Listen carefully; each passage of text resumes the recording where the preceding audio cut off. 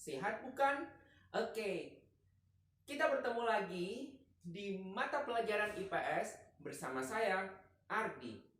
Nah, di dalam pembelajaran IPS kali ini, kita akan membahas sesuatu hal tentang potensi sumber daya alam dan kemaritiman yang ada di Indonesia tentunya.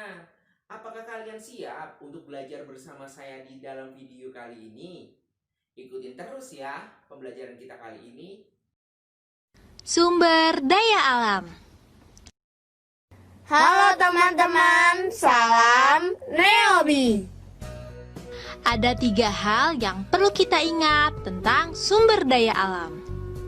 Pertama, pengertian sumber daya alam. Sumber daya alam adalah semua kekayaan berupa benda mati maupun benda hidup yang berada di bumi dan dapat dimanfaatkan untuk memenuhi kebutuhan hidup manusia. Kedua, macam-macam sumber daya alam. Teman-teman, macam sumber daya alam atau SDA itu ada 3 loh, yaitu berdasarkan jenis, berdasarkan sifat, dan berdasarkan proses. Berdasarkan jenisnya ada sumber daya alam hayati dan non-hayati. Apa ya perbedaannya?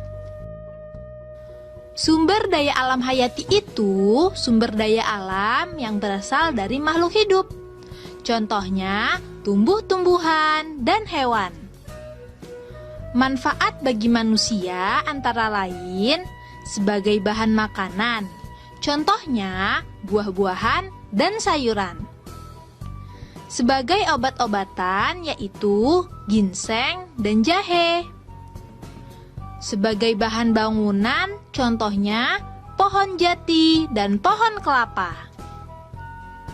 Sedangkan sumber daya alam non-hayati yaitu sumber daya alam berasal dari makhluk tak hidup. Contohnya, air, sinar matahari, dan tanah. Manfaatnya bagi manusia antara lain sumber minuman. Contohnya air mineral. Sumber penerangan, contohnya sinar matahari. Bahan bangunan, contohnya tanah atau pasir. Selanjutnya, kita akan membahas sumber daya alam berdasarkan sifatnya. Ada sumber daya alam yang terbarukan dan sumber daya alam tak terbarukan. Sumber daya alam terbarukan adalah sumber daya alam yang dapat disediakan kembali setelah habis digunakan.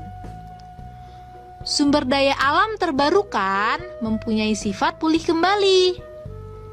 Dengan sifat pulih tersebut, sumber daya alam dapat terus digunakan.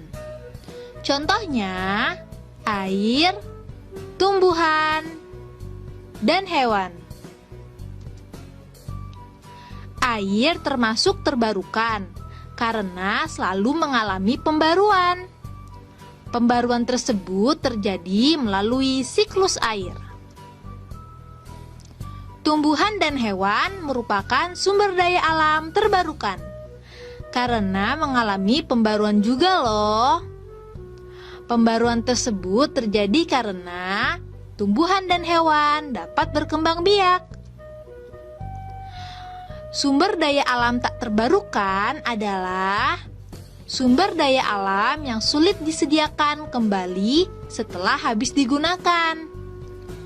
Sumber daya alam tak terbarukan sifat pulihnya sangat lama. Untuk penyediaannya pun perlu proses yang panjang, seperti pengeboran, pengolahan, dan lainnya.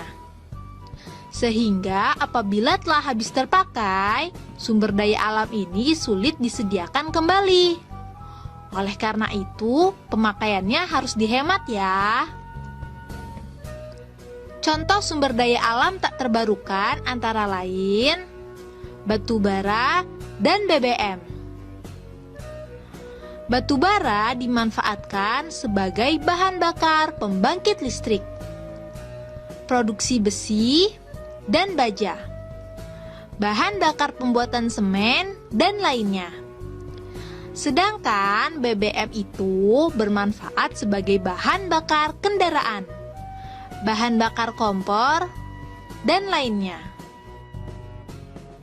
Sekarang kita akan mempelajari sumber daya alam berdasarkan prosesnya. Apa saja ya? Sumber daya alam berdasarkan prosesnya itu ada yang langsung digunakan dan ada yang tidak langsung digunakan.